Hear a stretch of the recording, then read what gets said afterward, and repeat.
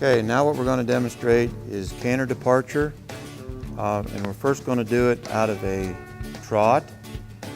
So what Daniel's going to do a proper canter departure, he's going to take his outside leg back and give that horse pressure with his outside leg, which is now his left leg, and he's going to ask him to canter. Okay. All right. And now we're going to go back to a trot. Okay. Canter. Okay, very good. So what you're going to want to do is just keep doing that back and forth and back and forth. Okay. Now, see, he got the wrong lead, and then he corrected him. But notice he corrected that wrong lead in the proper way. He didn't jerk on him or didn't scold him. He just kind of slowed him up and just corrected the lead. That's the right way to do it. People don't realize that you really need to teach a horse to canter in a pen like this to where he's got a confined perimeter. And you need to learn to canter in a pen like this too. If you're out there in the big arena and you're trying to get your leads right, and you're curling with your horse, and you're not getting the proper lead when you go to canter, the first thing you need to ask yourself, am I requesting my canter departure at the right time? Okay, let me repeat that so you heard it. Timing is everything. If I ask him in the wrong stride, he can't get it right. Okay, so let him get it wrong a couple times and you ask yourself, what did I do? Well, I asked when he was in the wrong stride. Well, I can get all technical about that, and I can talk about foot placement and wait till this foot hits the ground and that foot hits the ground, and basically it's going to confuse you.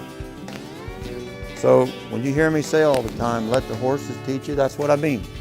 Just get up here and let him do it wrong a couple times, and then you do it wrong a couple times, and you all teach each other. That when he does it right and you do it right, remember how that feels and just do that every time. So it's kind of like life, you know, do what works more and do what doesn't work less. Let the horse teach you. Learn to ride this horse with feel. Okay? So the first time Daniel cantered this horse off here a little bit ago, he gapped his mouth and bowed his neck up. But see, it was a misunderstanding between these two. So had we done that out in some big open field or the big arena, we wouldn't have had trouble, but you know, the folks watching here could have. And this horse isn't going to buck. I mean, he's a nice horse, but our goal is for this horse to transition into that canter as softly and as willingly as he did from a stop to a walk and from a walk to a trot. See there? So you see how just in the time I'm here talking to you, hadn't been a few minutes, that communication has gotten better, okay? Now, for the sake of time, we won't go the other direction, all right? But in a normal schooling situation, what I would recommend is he stop and do this now in the other direction. So go ahead, Daniel, and just do it the other direction at a time, or just a couple turns, just to show. Okay.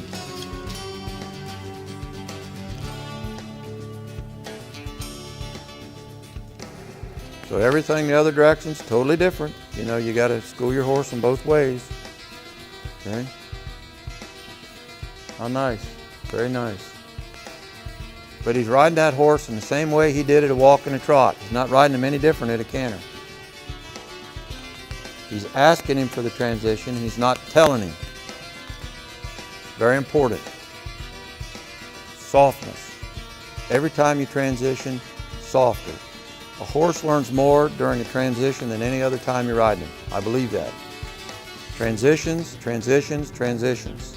I can't overemphasize the importance to that. Okay, go ahead and trot, Daniel.